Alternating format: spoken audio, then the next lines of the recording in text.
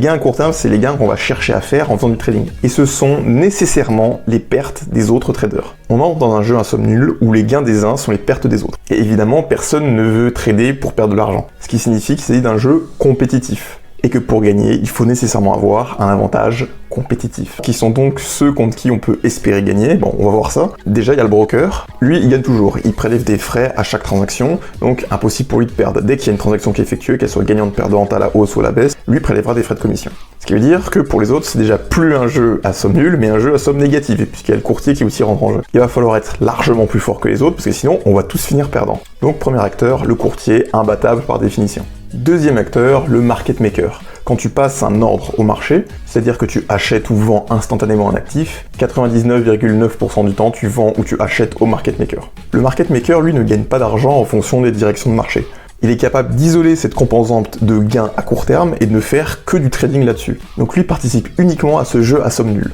L'intégralité de ses gains ou de ses pertes viennent donc des gains ou des pertes des autres traders. En l'occurrence, toi qui passes ton ordre. Et si le market maker qui utilise des algorithmes et des méthodes statistiques très poussées, et encore là après des années, ça veut dire qu'il gagne de l'argent. Et c'est tout. Ensuite, il reste les investisseurs privés dont tu fais partie. Rappelle-toi qu'en trading, pour que l'un fasse un profit, il faut que l'autre perde. Et à ton avis, parmi ces trois groupes, broker, market maker et investisseur privé, qui va perdre ? Certains vont dire, ok, c'est pas possible de battre ni le broker ni le market maker, mais dans ce cas-là, je peux essayer de battre les autres investisseurs privés.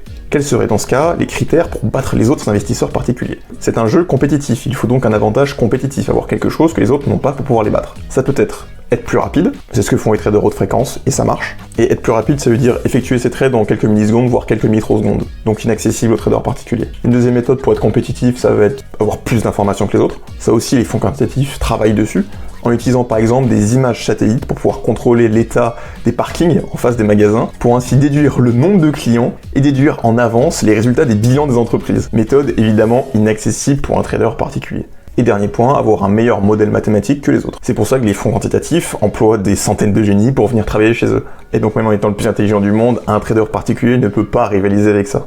Et c'est tout, il n'y a pas vraiment d'autres avantages qu'un trader pourra avoir. Donc si tu n'as pas l'un ou plusieurs de ces avantages, tu ne pourras pas gagner sur le long terme. Et si tu es trader particulier, je pense pas que tu aies un de ces avantages cités. On a donc vu qu'il y a beaucoup de raisons de se convaincre qu'il n'est pas possible de gagner de l'argent en faisant du trading en tant que trader particulier.